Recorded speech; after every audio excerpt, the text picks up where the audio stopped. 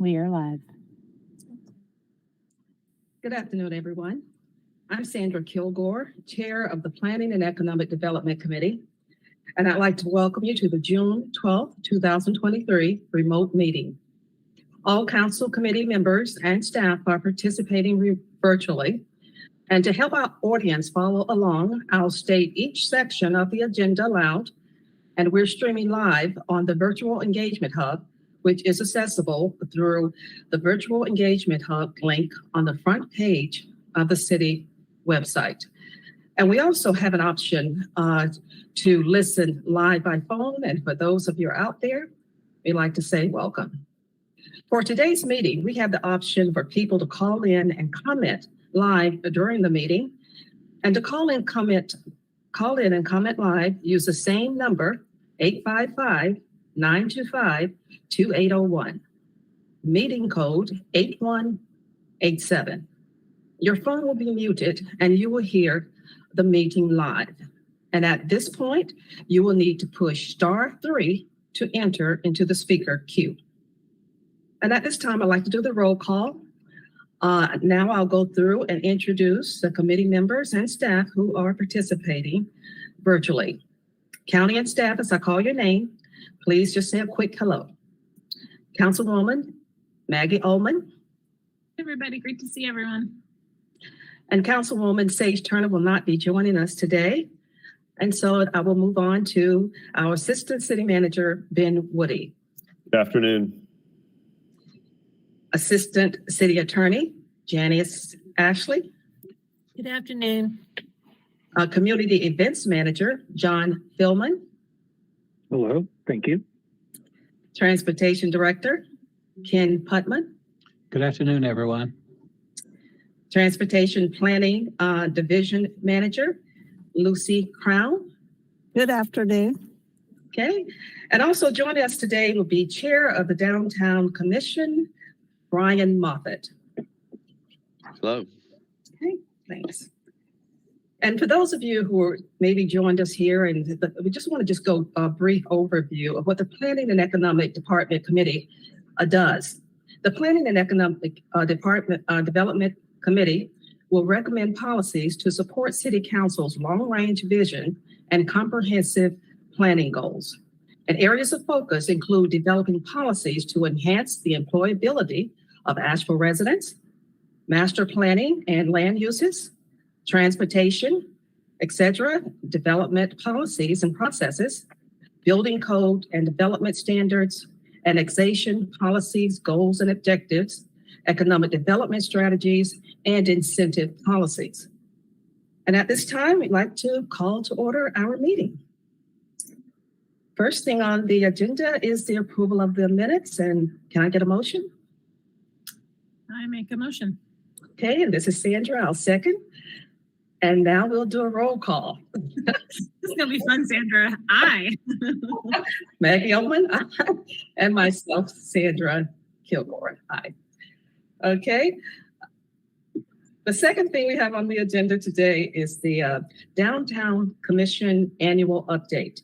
And that will be given by Brian Moffett, who is Chair of the Downtown Commission. Thank you, Brian. Okay. Well, I'll do my best. I suspect most of you know what we do better than I do, but I'm still going to run through this and see if I can help. Thank you, Katie, for putting that up. So, yes, I am the chair of the Asheville Downtown Commission. You can go ahead and go to the next slide. The Downtown Commission was established for the sustainability and continued development of downtown, a vital urban center of Western North Carolina's economic, cultural, and visitor activity. I'm going to read through this, but I'm also going to give an editorial comment if that's okay. We provide recommendations to City Council on overall policy for the continued development and sustainability of downtown. We provide recommendations to City Council and staff on effective management of public resources for downtown. We are supposed to actively pursue and assist private sector investment in the downtown area for the welfare of the citizens of Asheville. We carry out review of development projects and other projects that impact the built environment downtown. We mainly do that from a policy perspective. We've recently split our duties off so that the design review committee, of which 3 of our members are part of, review the designs, and we still review development projects downtown, but we do it more from a policy perspective. We also cooperate with, evaluate, and represent the recommendations of other organizations, including but not limited to the Asheville Downtown Association, property owners, merchants, residents, businesses, tenants, institution, and other members of the downtown community. Next slide. We currently our current meeting format is in person at 8:30 a.m., which I've been told is too early, at the first floor conference room in City Hall. Meetings are live streamed. We do public comments by email and in person and voicemail in advance. We're currently, I was hoping Sage would be here. We're currently trying to figure out when we can meet that would allow Sage to attend. She has been our representative, knows the DTC incredibly well, and she's currently has a conflict with, I think it's the airport authority, which meets at the same time. So we're evaluating that as we go. Any questions so far? So we have a pretty broad remit, honestly. We can basically, anything that has anything to do with downtown can kind of come under our umbrella, but our only real authority is in making recommendations to council. So we are basically a clearinghouse to the downtown community for council and to council for the downtown community. That's the way I like to look at it. So our specific duties, next slide. I'm sorry, Katie. I'm looking at mine, not yours. We participate in design review as outlined in the UDO. And we also, again, have 3 members from the Downtown Commission that serve on the Design Review Committee. So what that means is any projects that are within the downtown, the Central Business District, basically, we review those as well as the Design Review Committee. We also make recommendations on amendments to the guidelines for the downtown design review area, which thank you very much for including updates to the design guidelines in the most recent or the upcoming budget cycle. We also make recommendations to City Council on overall policy in things for development, sustainability, land development. We recommend and monitor implementation of downtown planning efforts. That would include things like the Pack Square visioning project and the I-26 corridor project. We also provide recommendations for effective management of public resources for downtown. We actively and assist private sector investment. That has so far been more from a review process than from, I'm still not sure what that means. I'd like to know more. We also cooperate with and evaluate and represent. So we have basically the Asheville Downtown Association has a standing appointed member. Usually their executive director also sits on the DTC. We are currently, we also have the director of AIR serving on the DTC. She's a county representative, I think. But anyway, Megan just joined. She served prior to when she was with the ADA, and when she moved, we got her on a different way. So we can develop financial tools, evaluate plans concerned with development, coordinate downtown development with user groups and stakeholders. I can't spell, promote and facilitate marketing programs, and promote and facilitate the development of downtown infrastructure. Next slide. So last year, we reestablished the Downtown Public Space Management Committee. We have kind of developed a matrix to inform how we review projects as a DTC. As part of that, we reviewed development projects like the Star Building, a pergola for the Eris Hotel, 72 Broadway, many times, some of the micro housing projects. And we really are looking at those more, not necessarily from a project approval process, but we're looking at them as a way, these are the types of outcomes that our current policies provide. And do we need to have different policies if we want different outcomes? That's really kind of how we're trying to look at it. We reviewed and recommended adoption of the Southside Neighborhood Vision Plan. Some of us participated in that process for the development of it, although many other people did all the heavy lifting. Similarly, with the Pack Square visioning, we're kind of the public clearinghouse or the public forum for that process for the advisory committee. We're going to continue to have a lead role in that process. We reviewed the proposed bike lanes on College Street and Patton Avenue and recommended implementation, although we heard quite a bit on that.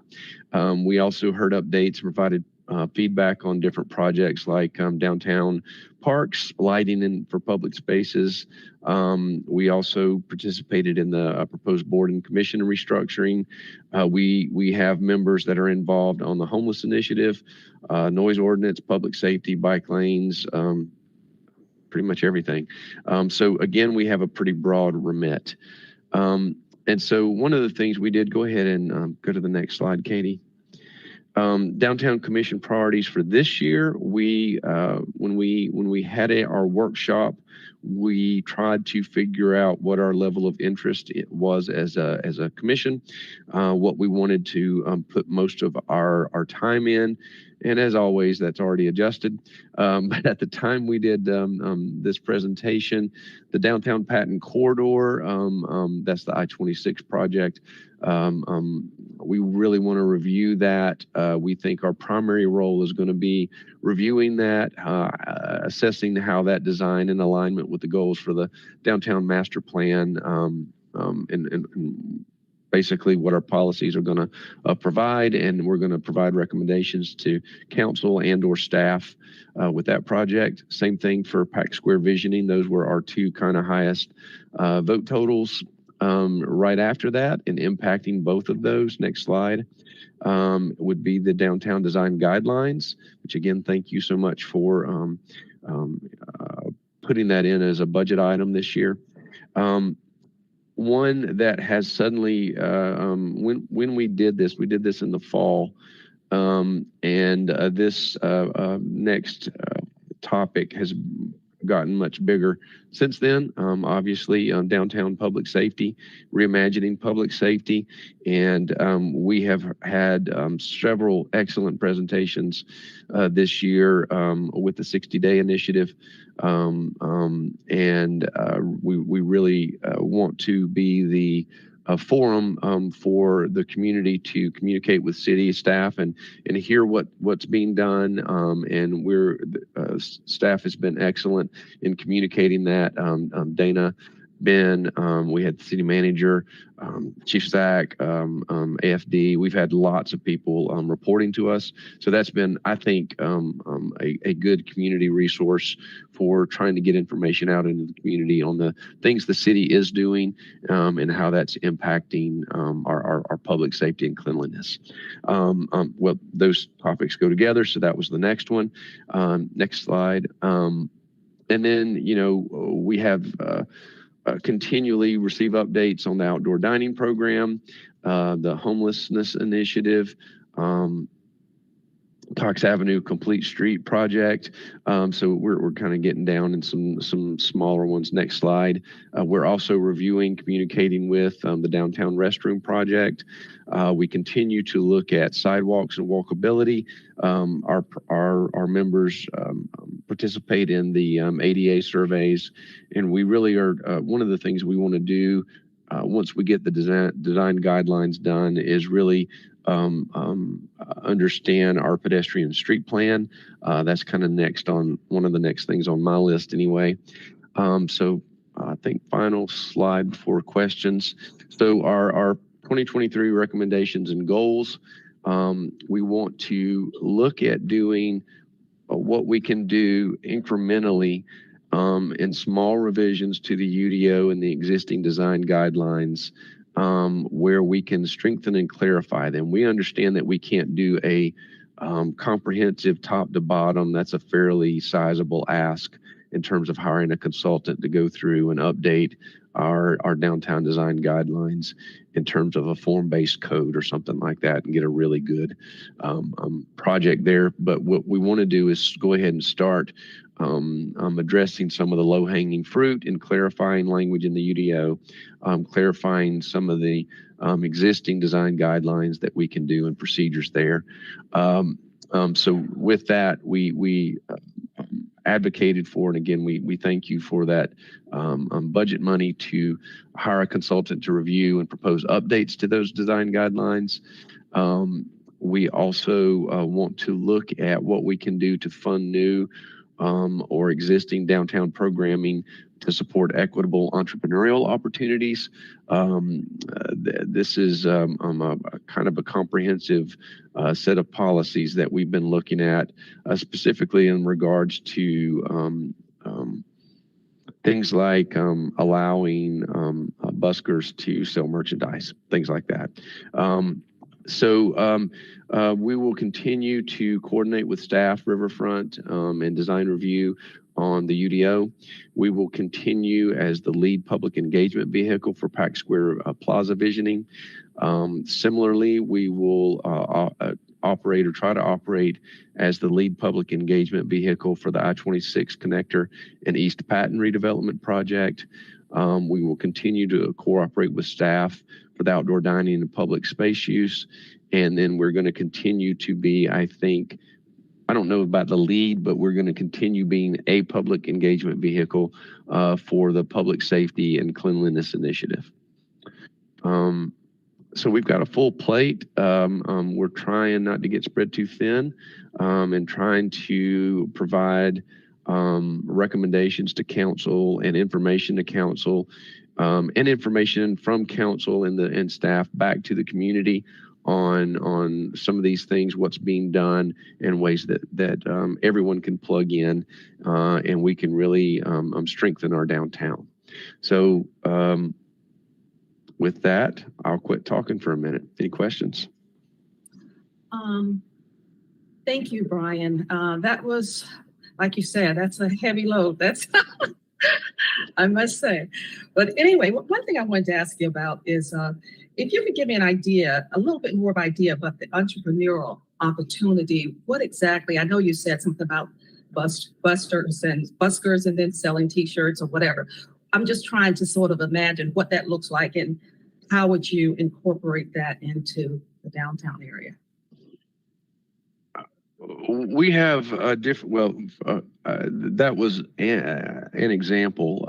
There's lots of these things all work together. So for us, equitable entrepreneurial opportunities would also include the outdoor dining, public space use, how those spaces are being used,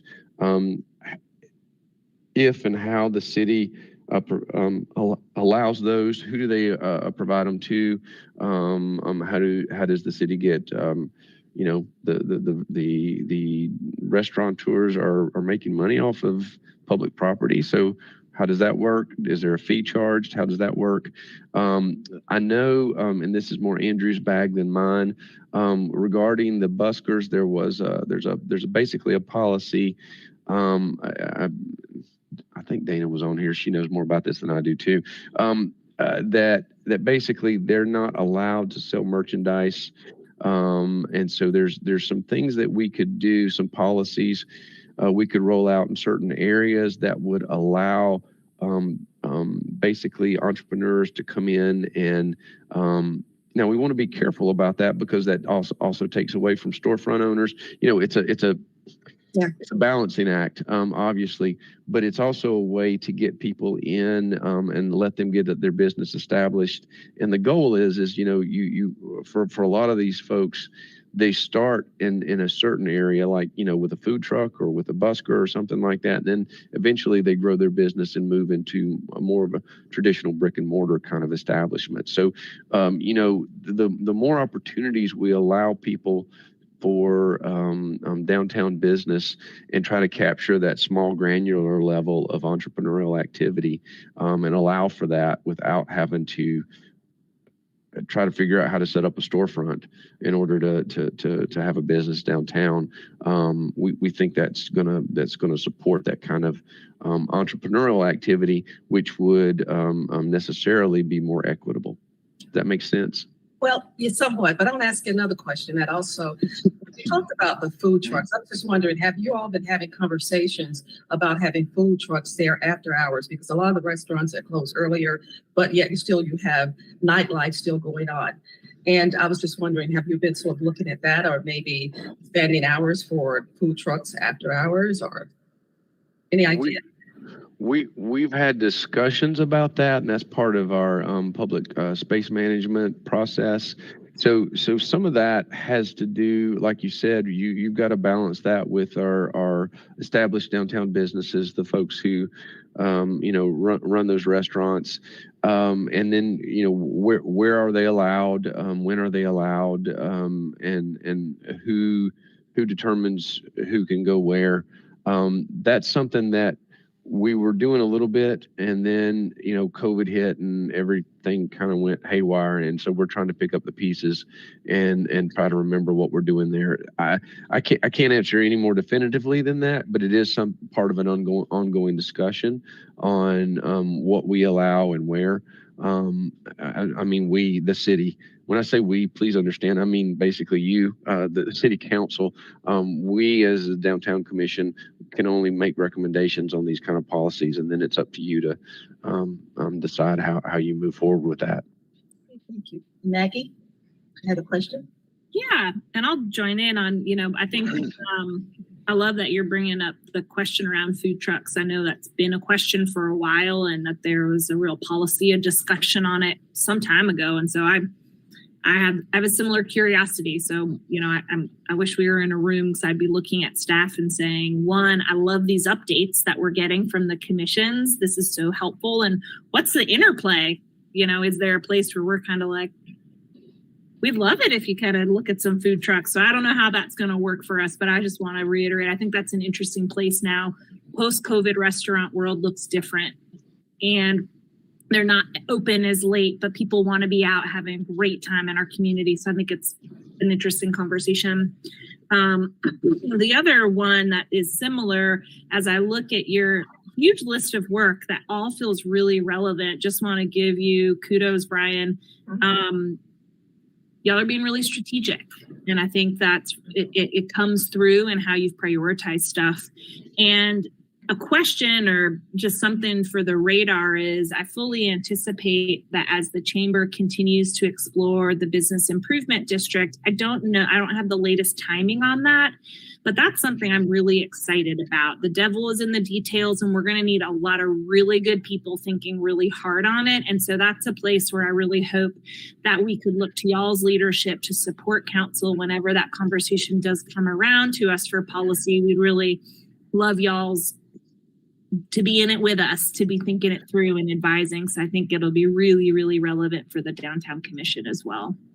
We have a couple of fairly new members who are much better clued in with the chamber than I am. That Eva Michelle and Nur Edwards were both starting to talk to me about that, and that's not something that was on our radar this fall. It kind of just popped up. It's one of those things where it's like, oh yeah, now this is a thing. My understanding is that it was actually approved but never implemented. And obviously, as you said, the devil is in the details. And I'm hearing, so the things that I'm hearing about that is that there is a broad support seemingly within the business community. But one of the things that I'm hearing, and I'm just going to go ahead and throw that out there, is that one, they don't want that to. They think that the current Clean and Safe initiative should be the baseline, and they don't want it to be the business improvement district to be it should be on top of a baseline of service. If I don't know if I'm stating that clearly, but basically they're saying yes, that we think that could help, and that could help address and improve downtown and downtown services, but there's a baseline that the city is already responsible for, that we want to be clear on that. So I would be very interested in I think Downtown Commission has a definite role to play in that conversation. I'm not sure how to insert myself into it yet. But that's something that I think we're going to reach out to the chamber and not try to, horn in on what's already going on, but just be part of it if we can. Because I think we bring, Downtown Commission brings we have a lot of, and our remit does include the business community, but we represent everyone within downtown. So all the office users, all the tourism, our unhoused population. We represent everyone, and so we want to bring all of that to the table if we can.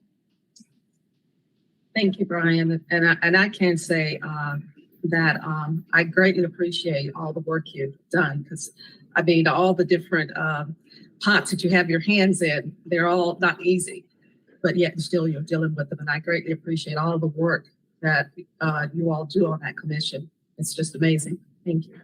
Well, it's mainly staff, so Okay. Oh, okay. Okay. That's good. I'm glad. Dana does all the work. We just show up. Okay. Thanks. Appreciate that. Okay. If anyone have any other questions?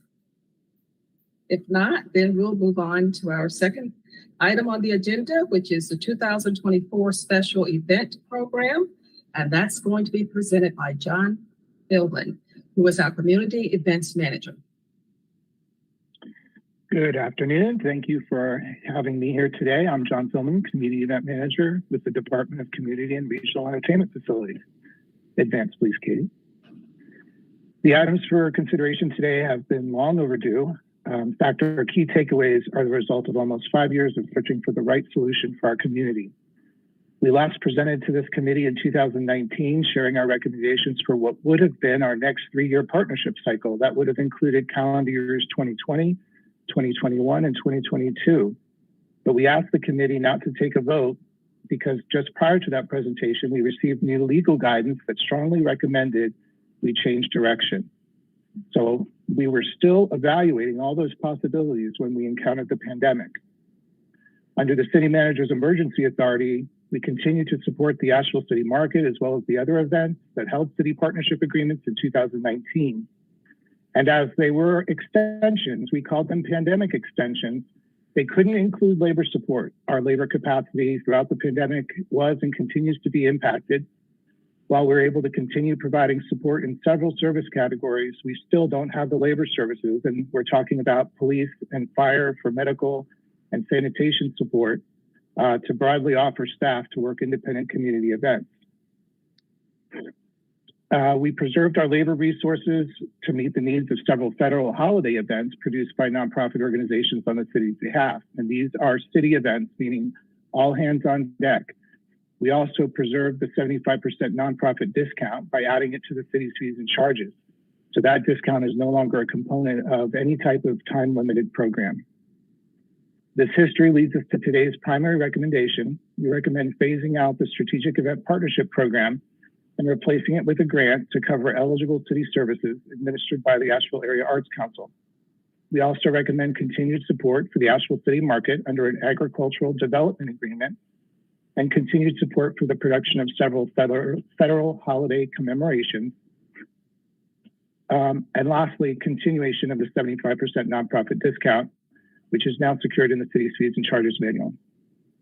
So 3 things, and 6 more slides are coming next. First, I'll share a little bit about our service delivery changes for events over the years in 1 slide.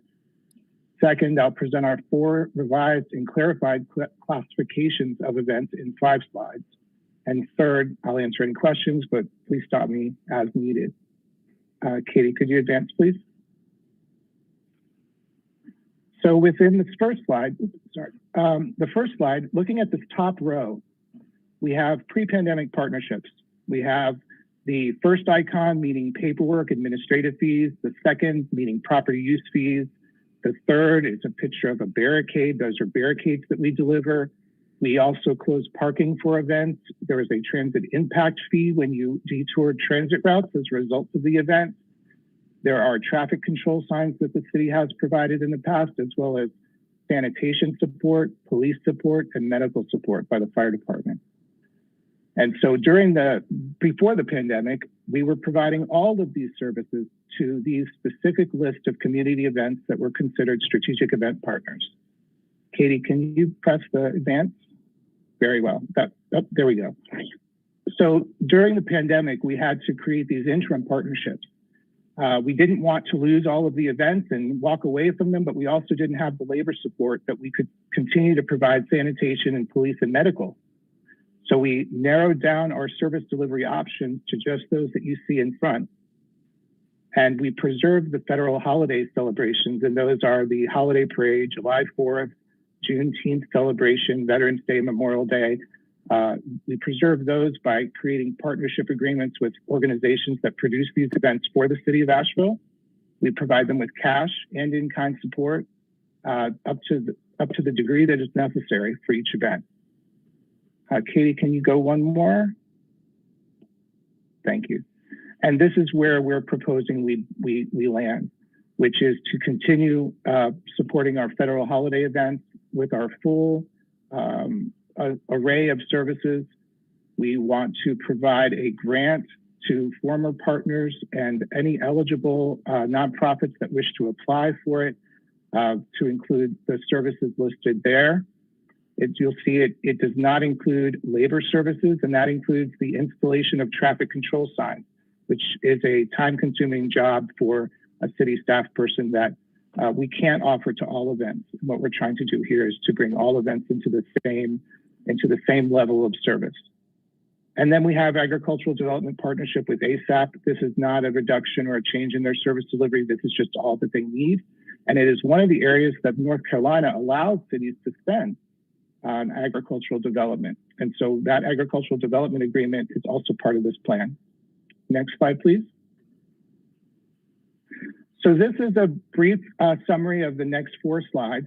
This shows you our 4 classifications of events, and the colors meaning red, meaning it's the heaviest lift, to green, meaning it's the lightest lift for the city. So the heaviest lift is the city events, what we consider holiday events the city produces. Second would be those produced by staff. The third are those assisted events, and the fourth are the recipients of a community event grant. Now we'll go into those into detail 1, 2, 3, and 4 in just a moment. Katie, would you advance, please? So these are the city events produced by a contractor. We spend about $60,000 a year in cash, plus in-kind support to the degree that it's necessary. Those are the events that we want to secure under contract. We have contracts with them currently, and we hope to continue renewing them. Next slide. Events produced by staff. So these are the events that we do internally at the city. Parks and Recreation does movies in the park and Tiny Tykes Day. These events are things that the city produces internally with its own budget. So they're not, we pretty much, if a department requires assistance from another department to help execute their event, we generally just cooperate and provide our services and support as often as we can. Next slide.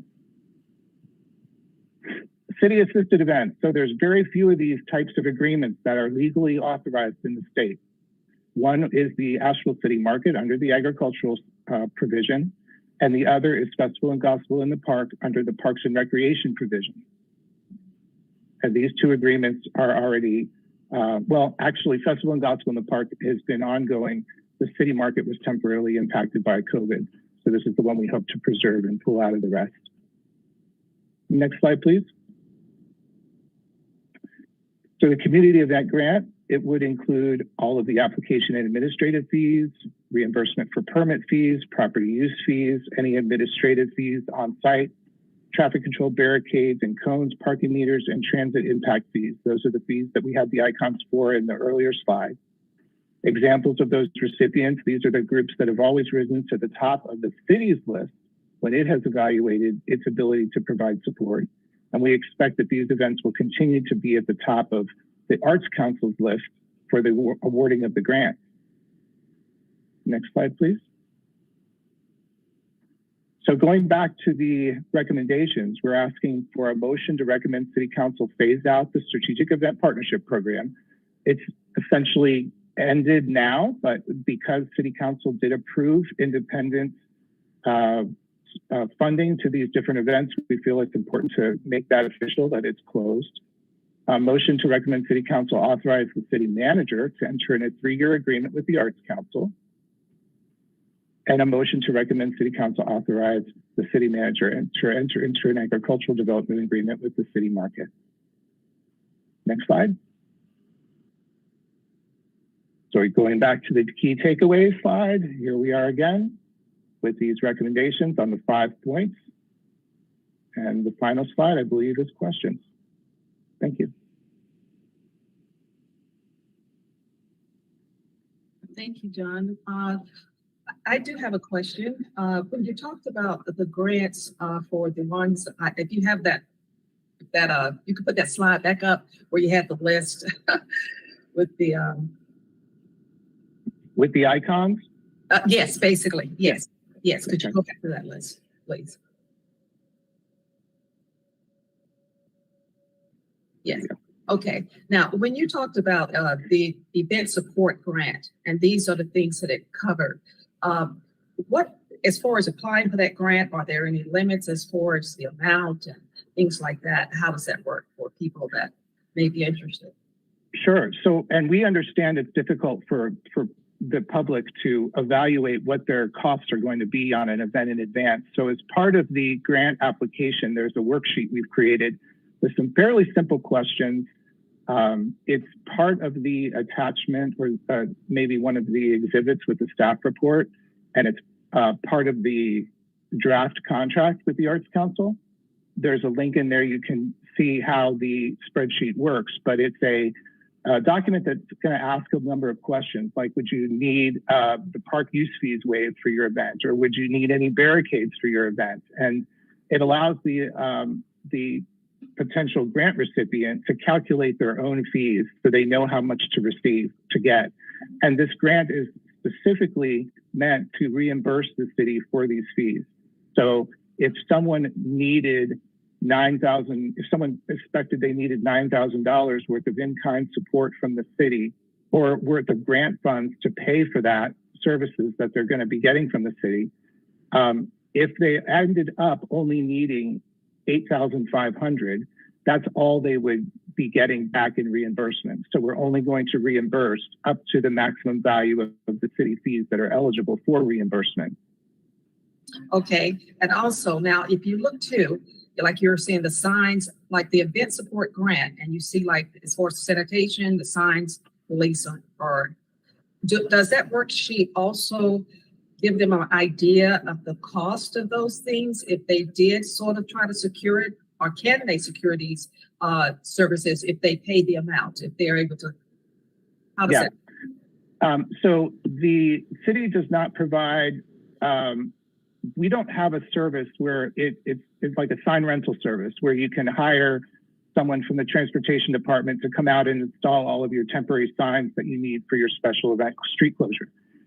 We will deliver barricades because those can be dropped early and picked up afterwards. But we don't actually go out and put up signs. And we had only done that for the city's partner events.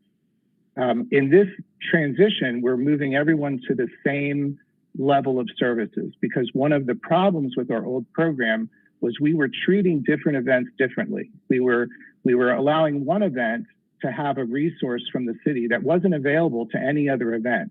And it was only because they were a partner that we were making that available to them. So now this is putting our event support grant, we're essentially not having partners anymore. We are telling all of the partners that had been those in that status before, please go to the Arts Council, apply for the grant. We will be able to support these types of fees in reimbursement value to you. But you will have to get your own control signs from a local sign company. There's several options in the area. You'll have to manage your own sanitation, your own law enforcement costs, because law enforcement work off-duty during events. And so off-duty, they're working for off-duty management, which is a third-party company. And then medical support. Our fire department rarely does provide medical support in any case. It's usually Buncombe County EMS or Buncombe County Fire and Rescue.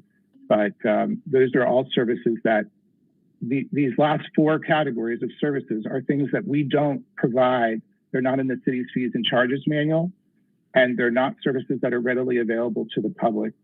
So we're hoping to just tighten this up, and I'll provide everybody in the community with the same level of service, but also provide this grant that allows those organizations that need some extra help beyond the 75% discount, help them cover those extra fees. Okay, John, I hate to keep on this because I'm just trying to get some clarification. I know. I want you to understand, please. So basically, if someone applies for these event grants, and it's supposed to say, I was just wondering, like I said, if you have resources there, like say for instance, somewhere on that application, you have resources where they can go and contact these people and get the estimates or guesstimates for certain services they may need. All I'm trying to make sure that people apply for the grants and think that's enough, but when they actually start implementing the program, they don't do the things they need to do for the city, and then we still end up having to pick up a slack where they left off. That's what Yes, ma'am. Yes. Yep. Yes, ma'am. We have the fees for police in our outdoor special event guide, and we have resources on our website for quotes on traffic control devices, sanitation support services, and medical support services.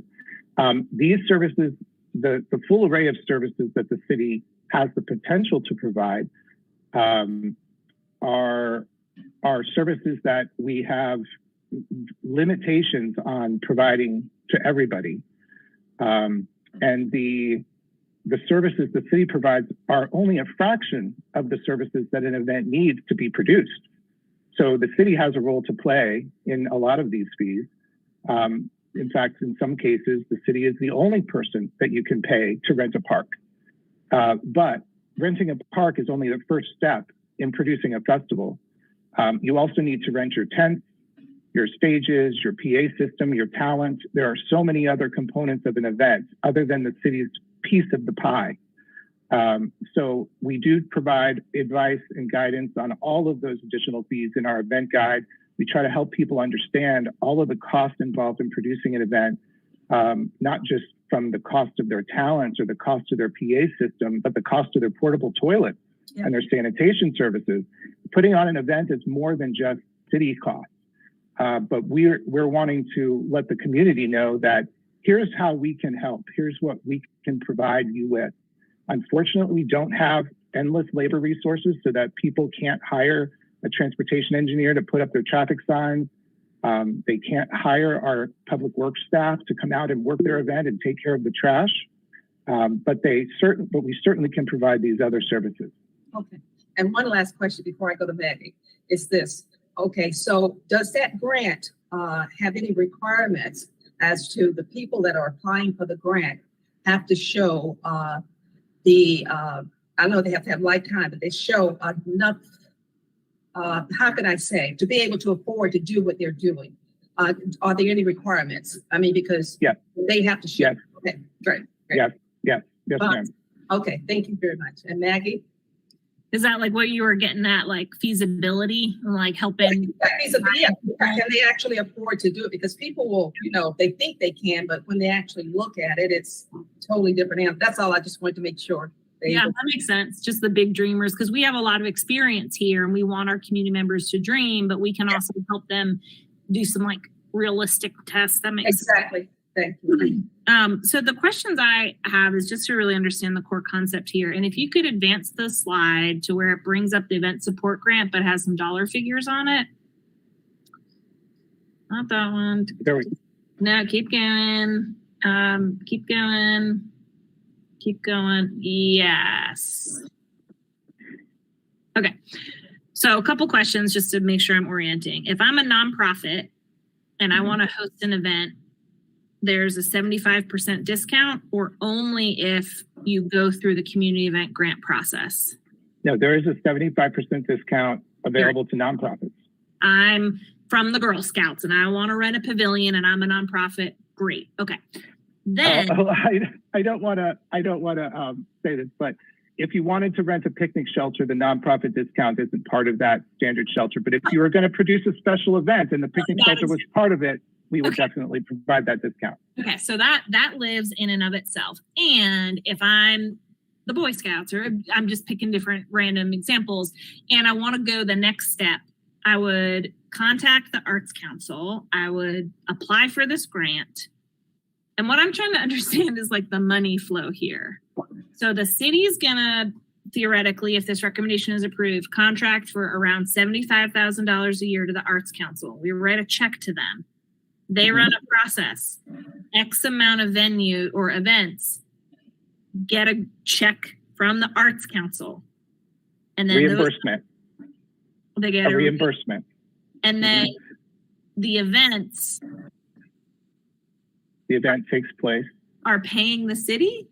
Yeah, the events, there's still, everyone pays the city. Everybody pays me at the city, and we collect all the funds. Now, if they are awarded this grant, there will be certain fees that they will be eligible for a refund on their invoice that we give them. So we can't give them a credit for everything that they could possibly need, but the things that we won't be charging them for, like police, medical, sanitation, and traffic signs, those are things that they will get outside on their own resource. And so that's a pretty elaborate passing of money just to come back to us. Is that because we can't waive fees? That's right.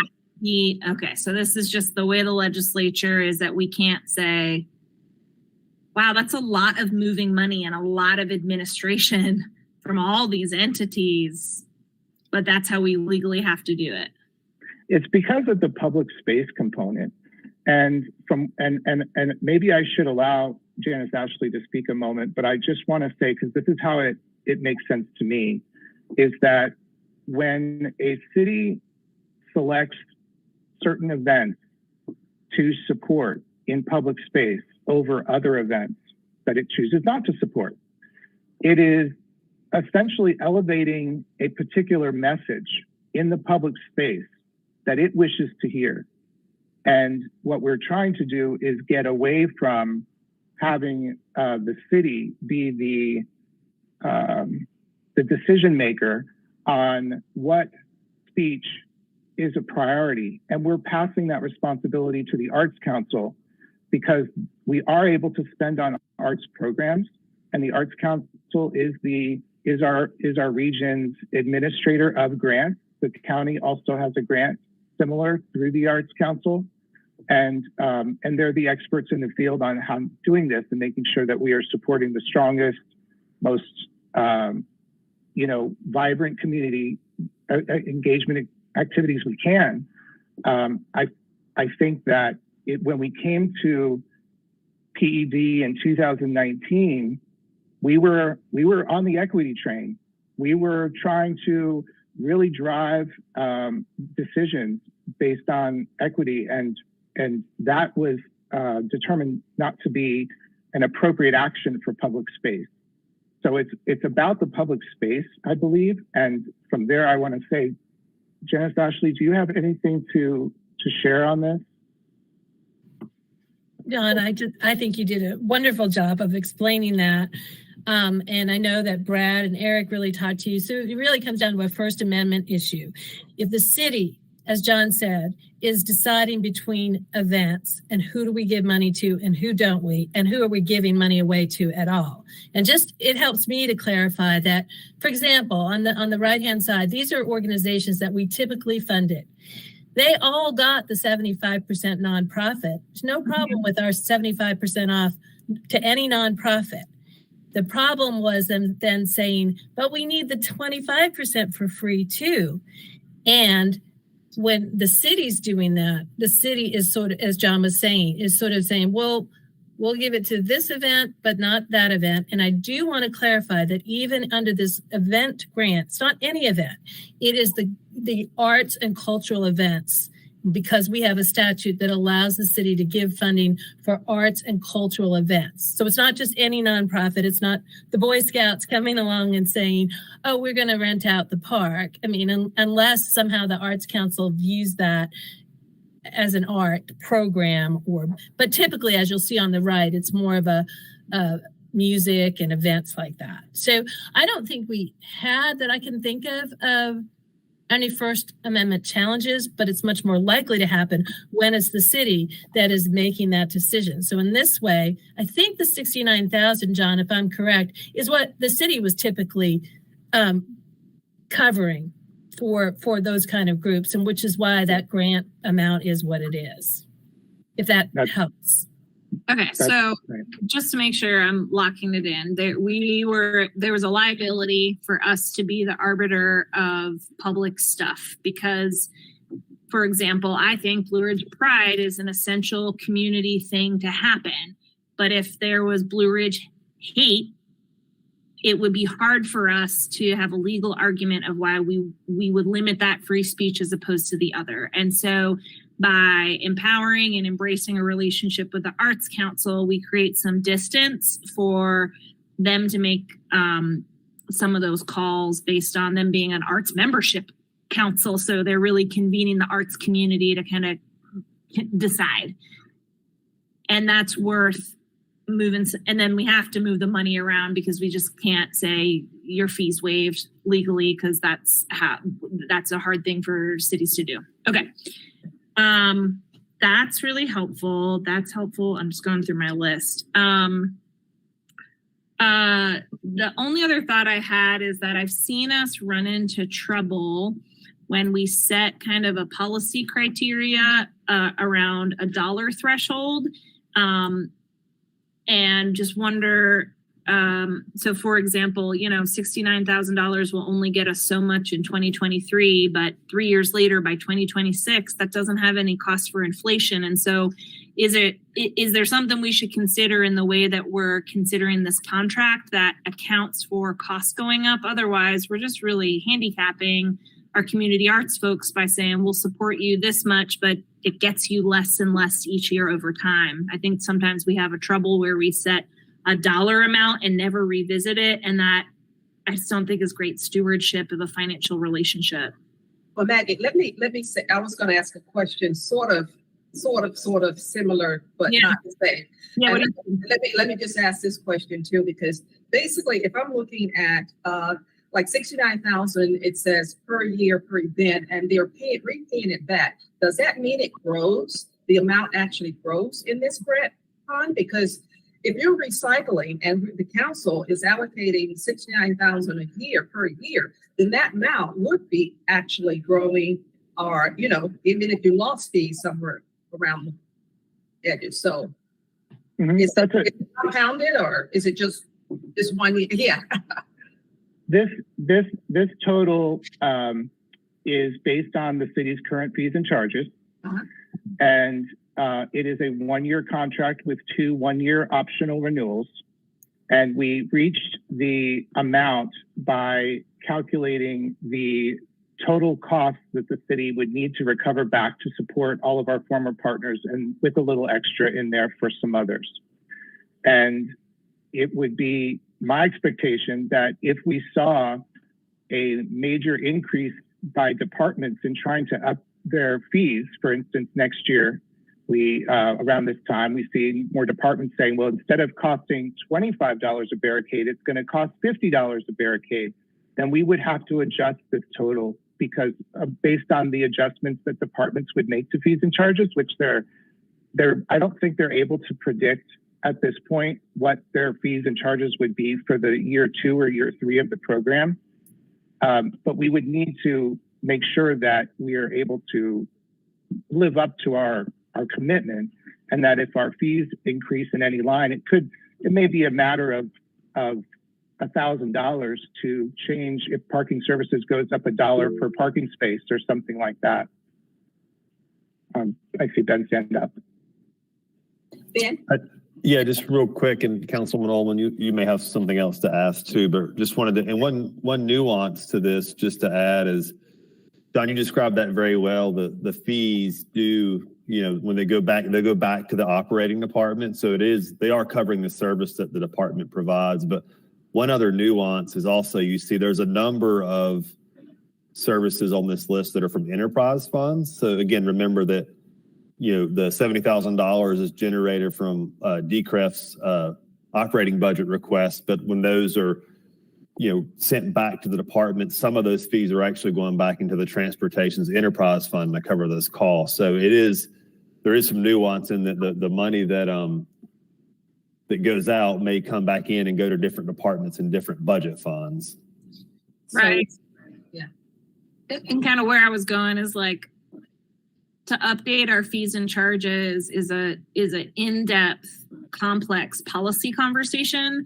That is there a way to structure this contractually that we don't have to have multiple in-depth policy conversations that are ultimately generated from raising fees?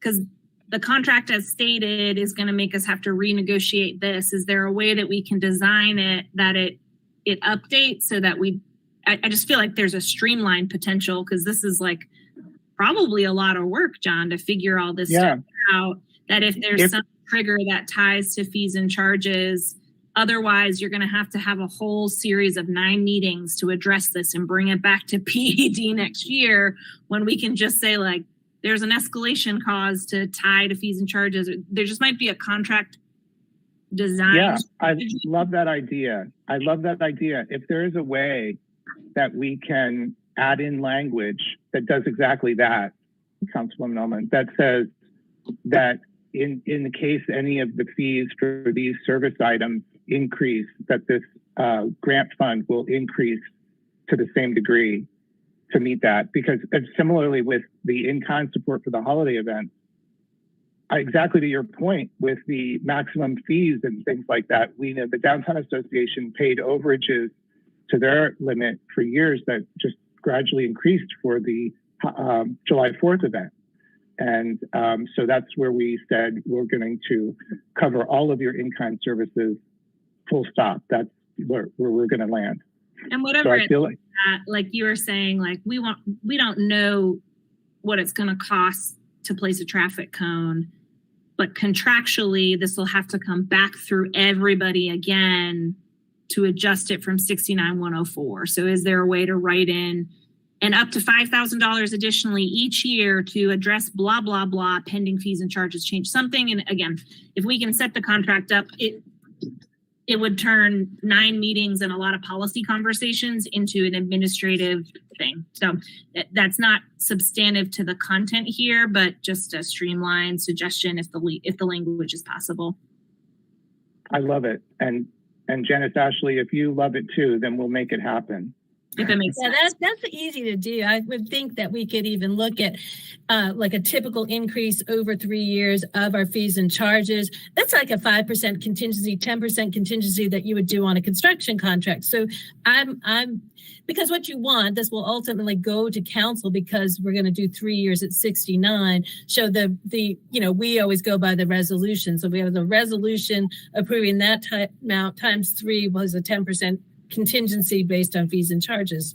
We've got it. So exactly. Good idea. Thank you. Yeah.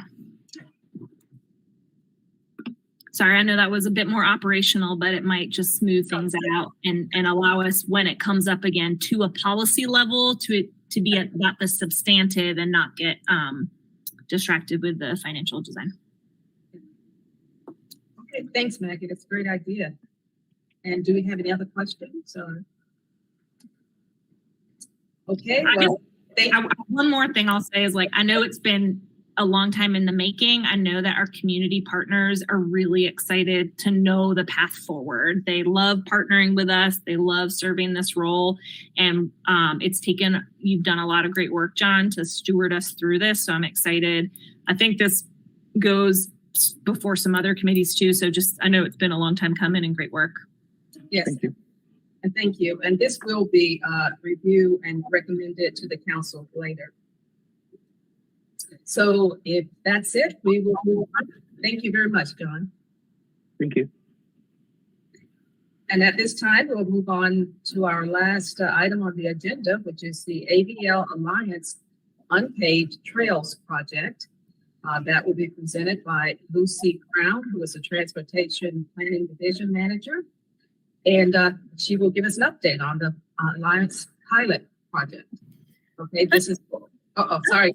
I'm sorry to interrupt, Councilwoman Kilgore, but did you do a vote? I think you were supposed to vote to recommend make that recommendation to move it up to council. And I'm so sorry to interrupt. Thank you very much. Appreciate that. So at this time, do I have a motion to recommend this to council? And this also goes to the Finance and Human Resources Committee too. That's correct. So that comes, can we just let the group make the recommendation to council? Just because Paige is here? So if this is going to finance department after this, should this be written in here? It looked like it's going straight to council after this. So Councilman Kilgore, we were requesting that the PED committee make a recommendation to council, but also the Policy, Finance, and HR committee will hear this.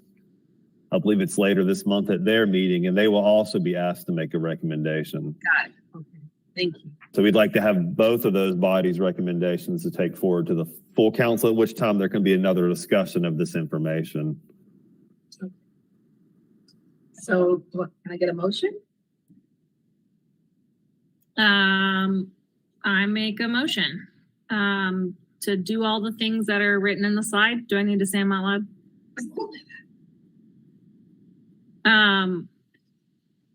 Yeah, all right. So motion to recommend City Council phase out the city strategic event partnership. I got to be really honest. I'm not ready to make a motion, and it's not because I don't support this. I just need to think on this some more. And I know it's coming to the HR committee, and I think that there might be some other ideas. So I'm just being really honest. I'm not ready to make that motion myself. Okay. So we won't have the votes, and so we will. Ben, did you have anything to say? I was gonna ask John Philman real quickly. John, what is the date by which we are planning, would like to have this to City Council? I have not, I just mentioned it. Maggie and I were just emailing today. I've not added anything to the council agenda yet because the next meeting date is towards the end of June. And so I wanted to be sure that we were past the committee threshold before we scheduled the council meeting. Yeah, if we bring it back to PED, we would need to do that at your July meeting. I'm not trying to throw a wrench in staff's things. I just, I need to think on it some more. I need to really have some conversations. I'm happy with where it is, but why do we need a recommendation from both committees? Ben? I don't, go ahead, John. I was just going to say, I believe that it was the city manager's hope that we would vet this through both committees, since we, our department doesn't have a particular committee that we report to regularly, and that by sharing this information with both committees that we would be able to evaluate council support for the program and then make a decision whether this moves forward to City Council or whether this goes back to the drawing board. And it was back in November of this past year, 2022, where we were expecting to go to City Council to eliminate the program and not create a grant entirely. And the City Attorney Brad Branham said, no, that's not what council wants to do. They want to find a way, because we had researched other cities in North Carolina to find that none of them had such programs. So that was our recommendation based on that. But now that we do understand council wants us to continue to find a way to support events, I think it's just one of those very complex issues that Ms. Campbell wanted us to fully vet out in these committee meetings, rather than have it take up a whole lot of time at City Council. just in the spirit of that, if we need some more time to get comfortable with it, then just looking ahead at the PED's calendar, we could, your regularly scheduled meeting is July 10th. I think, you know, if policy and finance hears this at the end of June, we could certainly make a visit back to PED in July. Now, if July 10th is a problem, we could even adjust that date if we needed to. But really, I was looking, John, we have council meetings for full council, only one meeting in July and August. So it would either be in any event at the end of the second meeting in July or the second meeting in August before we could go to full council anyway. So Councilman Ullman, I do think that leaves a little bit of time for PED maybe to come back to this if that's what you'd like to do. I mean, maybe I'm just not being clear. Like, I don't have any problems with this. I need to talk to some people. And so I just feel like talking to people is part of my responsibility before I can vote on something. I fully expect that it will just build my support. So, I mean, I understand that there's like a timeline y'all want us to manage, but like, I'm not ready I need to do that work. Okay. Would it be So I think would it be possible for us to come back around to PED after we went? Can we go back and revisit with PED? I will say that the July meeting, I happen to be out. That'll be the first PED Okay. I'll be able to make. And I'm not trying to make things more complicated, but ultimately, like, I do think this stuff comes from council, and yeah, I need to make some calls before I can do that. And I didn't have a chance between when we got this agenda last week and this session. And one question I'd like to ask, John, when you said that you went and did research in other cities and places as to how they dealt with this, so could you give us an idea of what you found in those cities and more or less could give us, you know? Yeah, we didn't find any cities that had event sponsorship programs in North Carolina. Okay.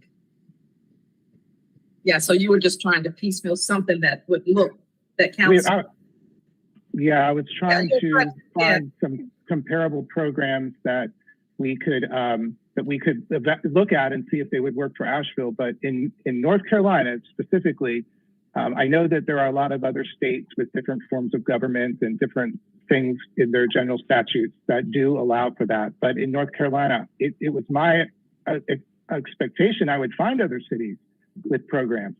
But after speaking with Raleigh and Charlotte and several other cities in North Carolina, I couldn't find one city that had a program that continued to exist. Now, what they did have was they often had a grant through their finance departments that were eligible, where events were eligible to apply. The city of Asheville does not have any grant existing right now that a event could qualify under. Maybe the neighborhood matching fund grant could somehow, but it's not intended for that purpose, I don't believe. So this is our attempt to match as closely as we can with what we found in other cities, not administered through our finance department, but administered through the Arts Council. Thank you very much for that clarification. Okay, well, so we will not be able to take a vote on this today. So thank you, John, and we'll go on to the last thing on our agenda today, which is the ABL Alliance Unpaved Trails Project, which is being presented by Lucy Crown, Transportation Planning Division. Good evening, everyone. Yeah, thank you very much. Good news, this does not require a motion today. This is information only, but I am very interested in getting any kind of comments or questions that you might have. So this is a brief outline. We'll be talking about what natural surface trails are, who the Asheville Unpaved Alliance is, what our pilot projects will be, what public engagement we've done so far, and what steps we have left before we can come back to PED and council. Next slide, Katie. So key takeaways. Natural surface trails is a fancy word for dirt trails. They can be built quicker and cheaper than paved greenways with minimal environmental impacts. The GAP plans introduce dirt trails as a new typology in the Greenway Plan. The Asheville Unpaved Alliance is a group of nonprofits that are offering to pay for the construction and 3 years of maintenance for these 3 pilot projects. The city's currently engaging with property owners adjacent to the project areas and will continue with engagement through neighborhood and business groups. And city staff is finishing other vetting steps, preparing to take the use agreement to council. Next slide, Katie. Yes, natural surface trails are much cheaper to build than paved trails. Right now, our paved greenways are averaging $4 million a mile. And these 3 pilot projects will deliver nearly 5 miles of dirt trails for less than $400,000. They're a lot faster to construct. The 3 pilot projects would be done within a matter of months. When they're built sustainably, and that will be a goal of ours, we intend to, I'm sorry, I was trying to find where the hand is. If someone rose their hand, sorry. When these trails are built sustainably, and that is our intention to build these to the highest standards of trail building, they are very durable facilities and require very little maintenance needs. And by activating these trails, we'll be able to activate some undeveloped wooded areas that the city manages in a much better way than we are now. They're very desired by the public. When we did our Close the Gap surveys, we had nearly 1,600 responses, and 94% of the people who responded to the survey really would like to see dirt trails implemented as part of our Greenway Plan. And this will give us closer access to free trails, which intrinsically gives us better improved physical and mental health for our community. Did someone raise their hand, or is it just a notification from something else? Okay, next slide, Katie. Dirt trails are now part of our Greenway Master Plan. When we began talking about dirt trails, we were giving examples of other locations throughout North Carolina and the country who use dirt trails and work with partners specifically to build these trails. And that gave us a lot of requests from other groups who were interested in working with us to develop these trails. Next slide. And 3 nonprofits in particular have risen to the occasion to work with us on building dirt trails. The 3 groups are Asheville on Bikes, Connect Buncombe, and Pisgah Sorba. We have track records of working with all 3 of these groups for different projects. And we've been spending the last 2 years working with them on what these 3 pilot projects will be, what they will look like. They were getting cost estimates for their own fundraising needs. And with the help of multiple departments, including Janice and the legal department, and Tom Downing, our contract manager, our parks department, and our CAPE department, we've been working on a proposed use agreement that will spell out how these 3 groups will raise the funds to hire a trail builder and manage the construction of the trails and all the amenities, including signage and trailhead improvements and the maintenance of these facilities for 3 years. Why 3 years? That's a random amount of time. Use agreements have to have a sunset date, and they are typically 3 years long. And we can re-up use agreements and continue to do that without much ado, and we've done that for many other projects. Next slide. So yes, as I said, nearly 5 miles of trails, that would be 4.4 miles to be specific, would be built for nearly $400,000 or $376,710. And they would need $0 from the city.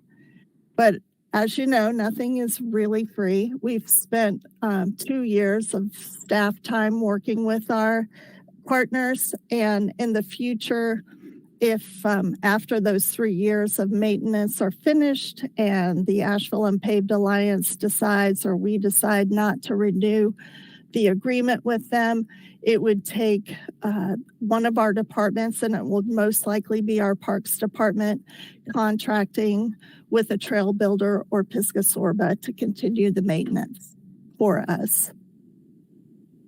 Next slide. So I'll start walking through the 3 projects. The first one I want to talk about is the Bacote Branch Trails. It is almost a mile of multi-use trails. And on this map, the green dotted line signifies the trail. By multi-use, I mean these trails will be built for walking and running and hiking, but also bike riding as well. There's 2 access points in this area. One is behind the Aston Park Tennis Center, and the other is down on Klingman Avenue Extension. That yellow dotted line that you see there is the alignment for the future Bacote Branch Greenway, which at this point we do not have funding to build, but when we do move forward with the implementation of that greenway, these dirt trails will not impact our ability to build that greenway. Another feature about this particular trail in the Bacote Forest is that it is very centrally located, and it is behind the middle school. In fact, it is on the middle school campus, and that's a great idea for us because the Asheville Middle School has a very successful after-school bike program that is very interested in using these dirt trails as part of their program. It's also very close to the YWCA, which could use these trails for their programming. Next slide, Katie. The second pilot project is the Azalea Park Trails, which is at the Azalea Park Complex, which is where the soccer fields are and the nature center and the rec pool. And these are 2 separate trails. They're not connected at this time. One is over to the east near the dog park and the pond, and it is on the historic Thomas Wolfe cabin site. And the other is near the nature center and will go up a steep hill to a little parklet that the city has on Gaseous Creek Road. Both of these trails are multi-use trails, and it combined it's 1.4 miles of trails, and its estimated cost is $104,000. Next slide. The French Broad River West property is property that Duke Energy owns, but the city leases for 99 years. It is 2.18 miles of multi-use trails. Again, that's the green dotted trail, and also has a feature of purpose-built bike trails, and that means that those trails are built for the speed and extra weight of bikes and can handle quick turns on corners and things like that. This is very close to the brand new section of Greenway that was recently opened this year and is between the French Broad River Park, or the dog park specifically of that area, and close to New Belgium. There's 2 access areas for these trails. One is the French Broad River Park, and the other is Craven Street, where you can get a spur trail down to the Greenway to hop on these trails. Next slide. So public outreach was very important to the city, and we felt felt it very important for us to do our own outreach. We have 3 levels of engagement. The first was to meet with neighbors whose properties are adjacent to the project area. We had a total of 4 neighborhood meetings, one on Charles Street, which is on the east side of the Bacote Branch Forest. The other were residents of the east side of Klingman Avenue. For the French Broad River West, we met with people who lived on the east side of Riverview Drive. And for Azalea Park, we met with the residents of Gashes Creek Road. The majority of the people on all 3 project sites were in favor of these trails. I would say Charles Street in particular had the most concerns. Their concerns, as well as Klingman Avenues and Riverview Drive, were that they have seen a spike in encampments in the wooded areas near their homes, and they are concerned about those areas getting cleaned up, and had, particularly on Charles Street, were concerned that building these trails might make the problem worse. My experience as a professional greenway and trail builder is that by activating these areas, we typically see a decline in that kind of activity. And the people on Klingman Avenue felt that that would probably be true. There were people on Charles Street who still had significant concerns. Since then, we have cleaned up the Bacote Branch Forest. I think that has made things much better, and we are hoping that they will like the idea a little bit more now that the forest is cleaned up. And we have begun meeting with neighborhood groups and business groups. Finally, once that's over and we're getting close to coming to council for your approval, we'll be announcing to the public more information about these trails. Next slide, Katie. And these are the final steps that need to be done in order for us to get to council. For the Azalea trails, we need to go to the Historic Resource Commission to get a certificate of appropriateness because of the trails that are on the Thomas Wolfe Cabin site. The Bacote Branch Greenway needs an easement from the Asheville City Schools to have the trails on the middle school campus. And we, because they have a new superintendent, are waiting until that person is more settled. We're guessing that the fall might be the best time to go to them for the easement.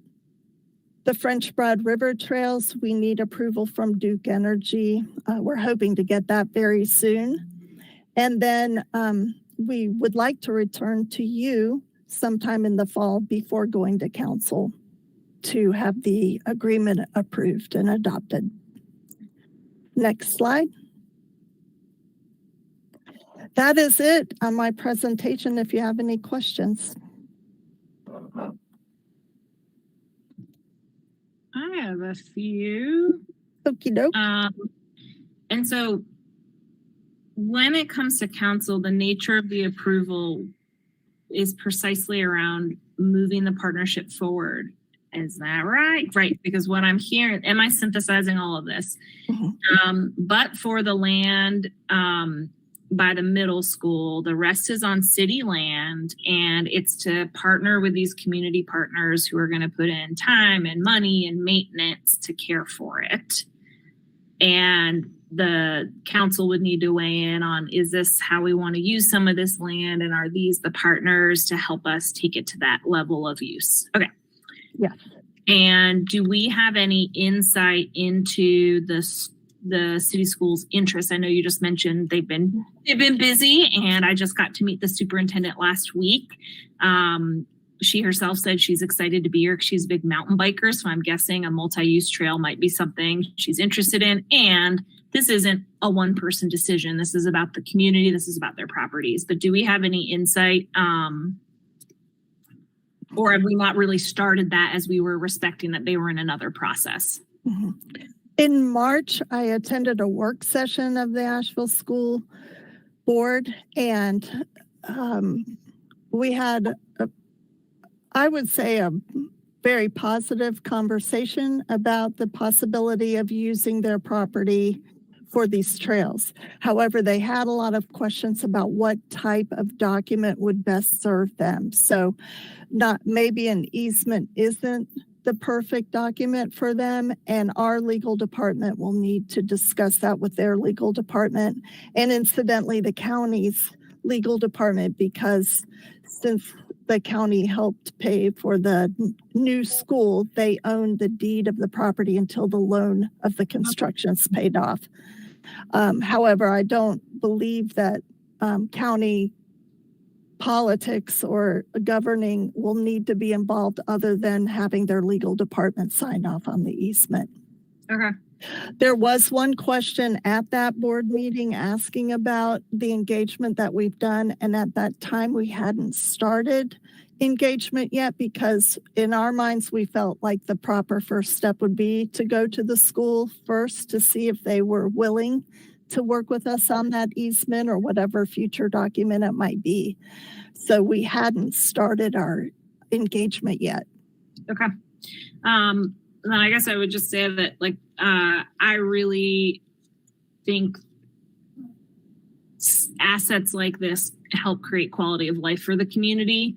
I feel like everyone in those neighborhoods who has a dog or likes to go for a walk when they're stressed will really benefit from being off the sidewalk next to cars and just getting exposure to our urban forests. I think that it's such a quality of life thing, and it's very exciting that we can do this in a way with strong partners who over time have really built up their skills. 15 years ago, I don't know that we would have had a nonprofit partner that I felt comfortable that they'd have the capacity to really deliver all of what's being asked. So I'm really excited for that. I also love that, we look at greenways and we look at other infrastructure like that can be very expensive. What's very cool about this is this natural surface is a very cost-effective way to offer space to our citizens, public space that they can share together, to just add to the diversity of beautiful public space that we have in our city limits. So I love that this has come this far. I hope that the final work to sort this through happens with ease. And I'm just really grateful for it. Lucy, you put a lot of time into this, and I think you've been navigating it really well. And I'm excited for this. Even though it's not in my neighborhood, I think it'll be a jewel for our city. Thank you, Maggie. Yeah, I would agree with your take on those partners, and they are so much more mature than they were 10 years ago. And I think that it's the combination of that trilogy of partners that's the magic sauce of this, because Asheville on Bikes is great at connecting with the Asheville community. Connect Buncombe is great as also at fundraising like Asheville on Bikes, and Pisgah Sorba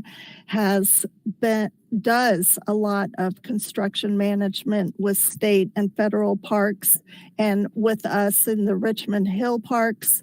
So we feel really confident in their ability to really deliver these products.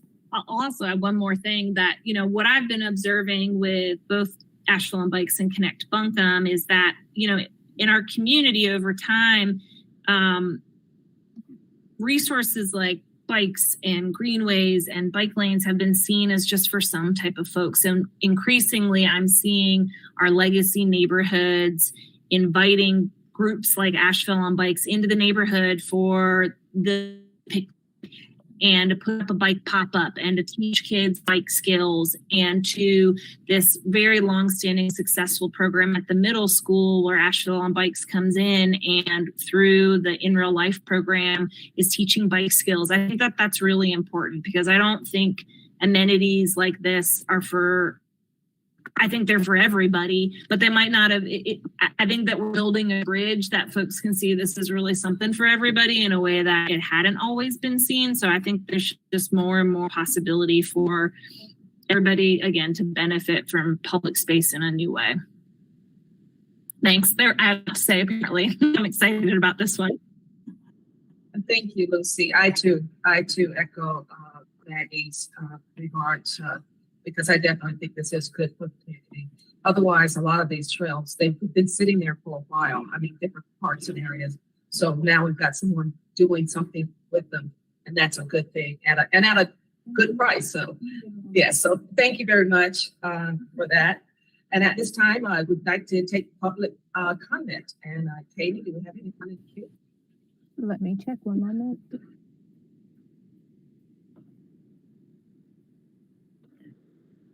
Yes, we do. One moment.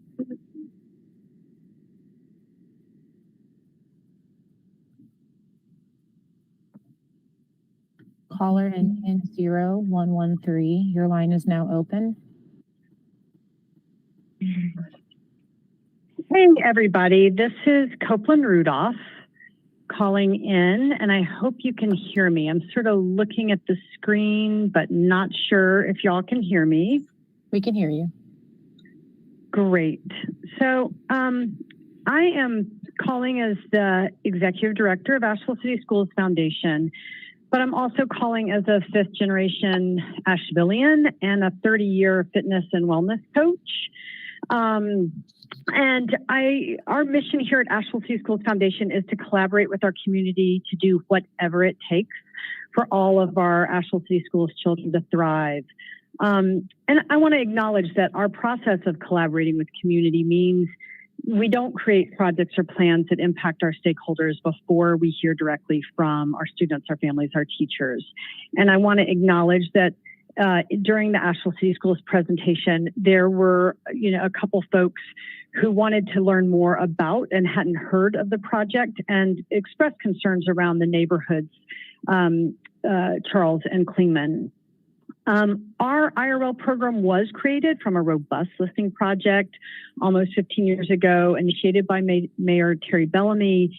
And it is one of our longest and most successful programs. And one of our longest partners is Asheville on Bikes. They just provide outstanding experiential education with an unparalleled staff to student ratio. They usually bring 4 adults for 12 kids. They have supported hundreds and probably close to thousands of students learning to ride and to expand their riding skills and learning to navigate our city on a bike. We, over the last summer and the last year, have been trying to expand by loading kids and bikes into vans and taking them to Richmond Hill. And we recognize that access to green spaces is hard. And so, we see that there are at least 3 important things around these trails. First of all, it is immediate access to green space for our students, and not just our bike club, for our science classes, for our cross-country team. It also, secondly, expands that green space to parents waiting to pick their kids up from a soccer practice or a football practice, to teachers who might want to come and walk for 30 minutes before school or after school. And also I instruct through the YWCA in our prison program through Light a Path. And I love teaching outdoor cross-training classes, and this expands the YWCA access for walking. I think that this is a natural expansion of investments already made. Buncombe County gave us a grant for a storage container to store the bikes at Asheville Middle School so that they are there for kids to use after school and in the summers. And we think because there are going to be 14 people riding through those trails every afternoon, that just like Lucy said, this space will not be full of camps and garbage. It will be full of people, and people who live here. And yep. So thank you. Thank you all so much. Thanks, Copeland. And that is it for public comment. Okay, unless anyone else have anything to discuss this. Okay. Councilwoman Kilgore, I'm sorry, before you adjourn, I think we just need to clarify the process for the special events program. I think what we ended up saying, that it will come back to PED at the July meeting, and Councilwoman Ullman, even if you can't be there, hopefully that gives you enough time to get the answers to what you want to. And you can certainly, and I've seen this done before, you even if you can't vote, you could hand your input to one of the other commissioners to express whatever you want to. But it does need to have a vote before it could go to council. So it will have to come back in July. Thank you. Okay, great. Thank you, Janice. Anyone else? If not, the meeting is adjourned. Thank you.